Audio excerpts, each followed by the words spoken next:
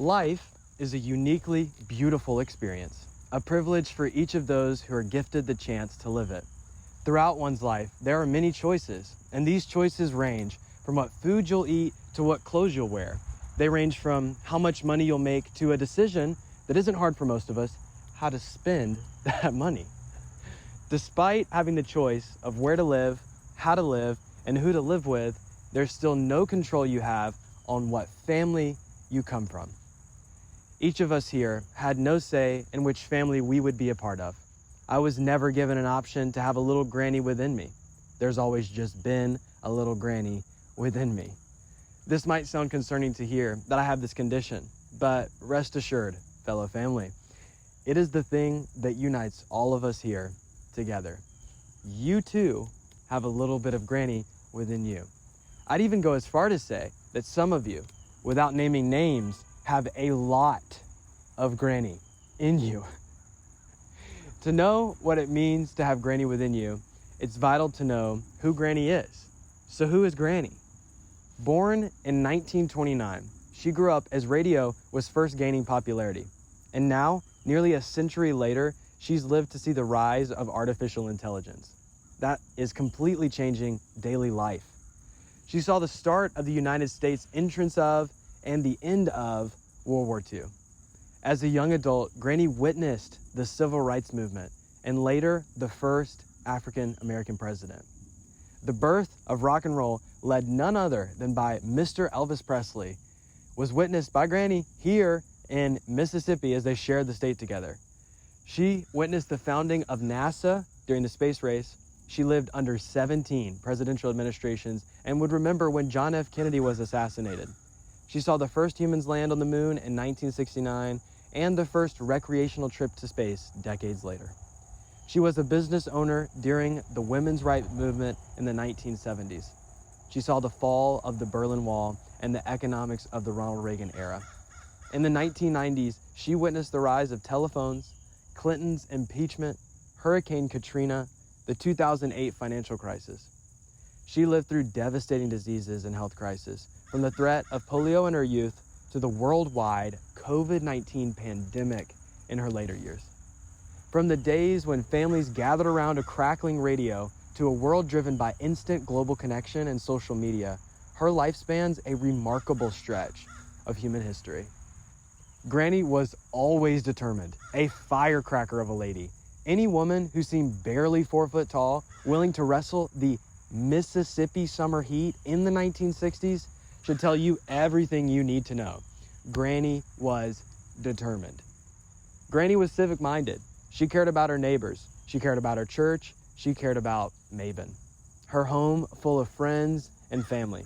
Granny loved her little town, and her little town really did love her. We can see that by how many are here celebrating her life with us today. Granny cared about people. Granny was a reader and a writer. A house full of books, of notebooks and notes posted all throughout.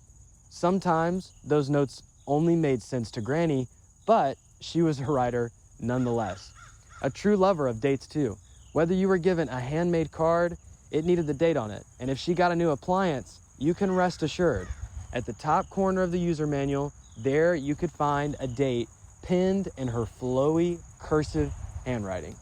Granny loved a lot of things. Perhaps more than all the love her little body could hold was a vicious hatred. And what did she hate the most? Squirrels. Yes, squirrels. She didn't just hate them, but would do almost anything to rid herself the sight or sound of them. She hated the sound of them running across her roof. She hated the sight of them climbing on her trees, eating out of her bird feed, ruining her perfectly manicured garden. And it was manicured perfectly. Granny hated squirrels. Granny was single-handedly the best caramel cake baker to have ever lived. Imagine the fluffiest, most delectable yellow cake drizzled perfectly with the most gorgeously tanned, handmade caramel icing, stirred with nothing other than a wooden spoon. My mouth is watering. There truly were few problems in my life this cake could not solve. And if I were smarter, I would have mass-produced these and believed that would have been the closest thing we would have ever seen to world peace. Yes, she worked diligently to show me the recipe and all the little secrets. However, I could never, not even once, get it down right. I believe it's because Granny was just a natural at the caramel cake. Granny was efficient and always interested in testing her theories. I can vividly remember going to Kroger with Granny.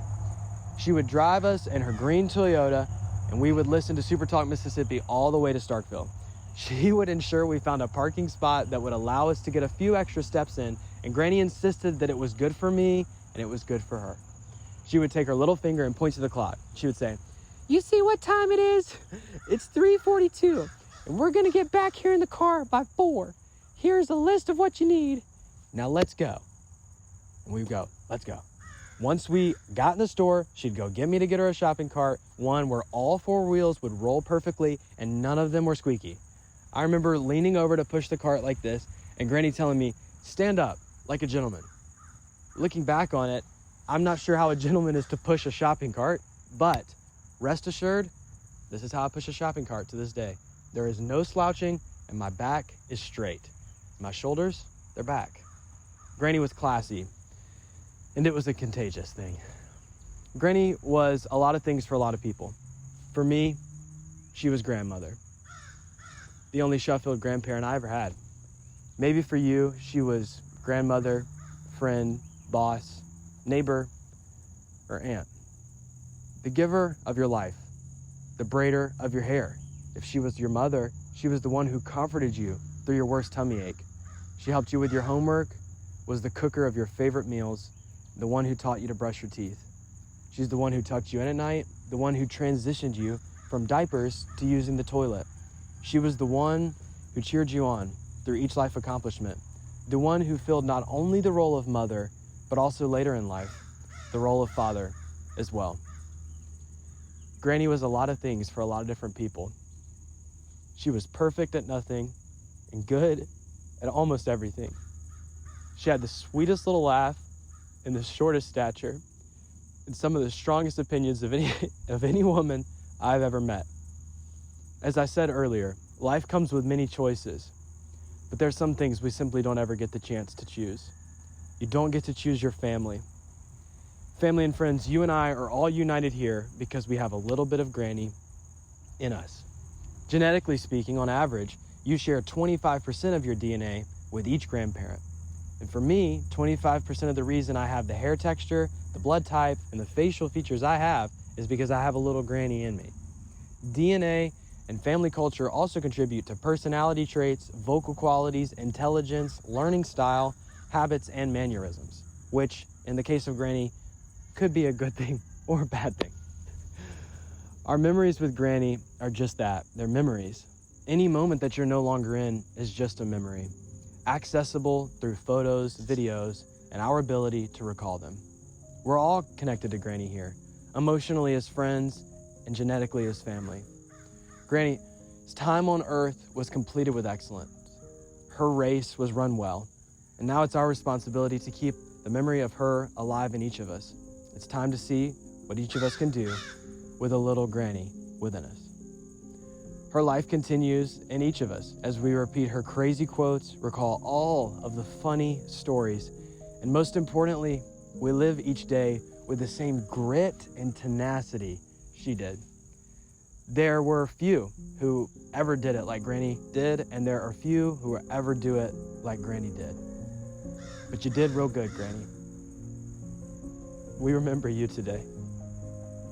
To Granny, I love you.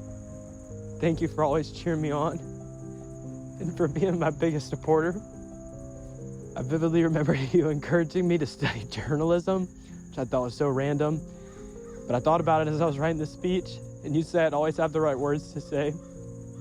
And while that's sweet to reminisce on, I want you to know that I've typed and retyped and read and reread, rehearsed and rehearsed again this speech, because for you, I'd want it to be just right. I love you dearly. We love you dearly. And even though our moments together are just memories, we'll always remember you. I added something. So you two did a good job. We did a good job. Pretty that you stay safe and leave it like you found it. Of course. And it came from her. I mean, it's been wrapped here all this time when she was here. No, ma'am, she mailed it. But she keeps the mailbox. She keeps the postal service in business.